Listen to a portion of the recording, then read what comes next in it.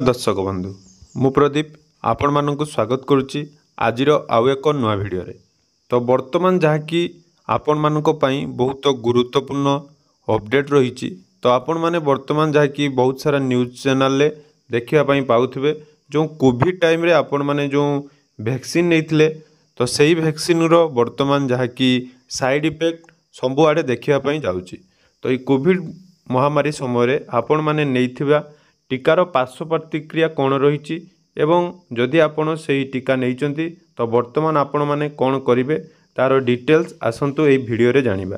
ता पूर्वर जदि चैनल को प्रथम थर विजिट करचंती वीडियो को लाइक करेंगे, चैनल को सब्सक्राइब कर नथिले एबे ही सब्सक्राइब करी पाखरे थिबा बेल आइकन को क्लिक करने। तो आपण माने जानिचंती तो कोविड महामारी को रोकिया पई हमर देश रे बा पूरा विश्व रे दुईटी वैक्सीन जहाँकि आरंभ करा जायतिला। गोटे रही देखंतु कोवैक्सीन एवं कोविशील्ड ये दुईटी वैक्सीन जहाँकि पर्याय क्रम रे आपण माने निहाती वैक्सीनेटेड होइतिले एवं यही वैक्सीन को नहीं वर्तमान एक गुरुत्वपूर्ण अपडेट आसी जाइछि जहाँकि वर्तमान यही जो वैक्सीन जो माने नैचंती तांको पाखरे जहाँकि पार्श्व प्रतिक्रिया देखा बा साइड इफेक्ट विभिन्न प्रकार मारात्मक साइड इफेक्ट देखा पाई जाउछि। तो जानतु कौन रही साइड इफेक्ट जदि आपण यही वैक्सीन नहीं ताहले आपण माने कौन यही साइड इफेक्ट आपण मान पाखरे देखा जीवो कि नहीं तार डिटेल्स आसतु ए भिडियो रे जानि नबा।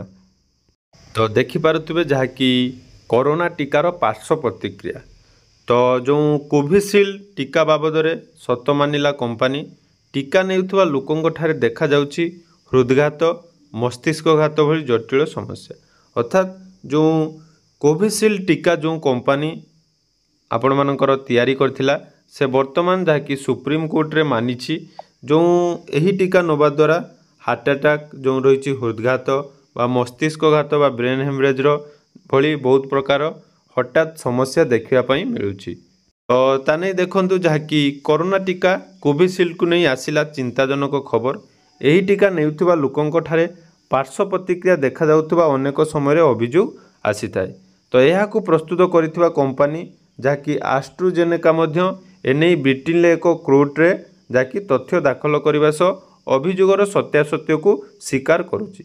तो बहुत समय देखा जाइए जो माने कोविड समय यही वैक्सीन नहीं तो बहुत साइड इफेक्ट तार देखापी मिलूँ। तो वर्तमान जहाँकि कोर्ट द्वारा बा ब्रिटेन जो रही कंपनी तो ये कंपनी मध्य यार सत्यता को स्वीकार करिछि।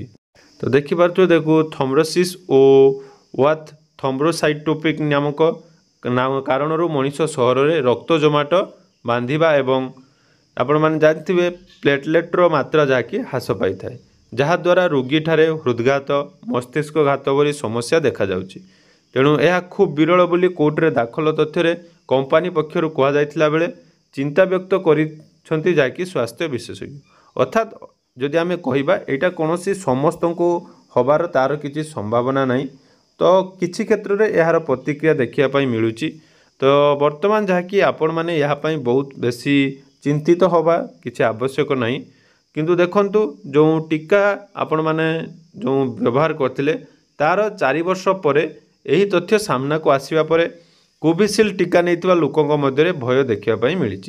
केवल ब्रिटेन नुहे विश्वर विभिन्न देशर लोक मानक मध्य यही टीका जहाँकि प्रदान करा जायतिला। तो जदि आमे आमर भारत कथा कहबा तो भारतर मध्य आस्ट्राजेनेका पुणेर जहाँकि टीका निर्माणकारी कंपनी सेरम इंस्टीट्यूट सह मिसी कोवैक्सीन प्रस्तुत करथिला। तेणु देश में यही टीका 174.94 कोटी रु अधिक डोज दि जाइथिला। तेणु एथिरे जदि आमे कथा हबा तो 4 वर्ष पर एपरी एक चांचल्यकर तथ्य आपण मानकु निहाती आश्चर्य करिथिबो। तो यह पई आपण माने बेसी चिंतित होबार नहीं कारण यह बहुत कम समय ताकि देखापी मिलूँ। तो जो माने भी वैक्सीन नहीं एप्रति बहुत सचेतन होबा दरकार बा आपण माने बेसी चिंतित होबार कौन सी आवश्यकता नहीं।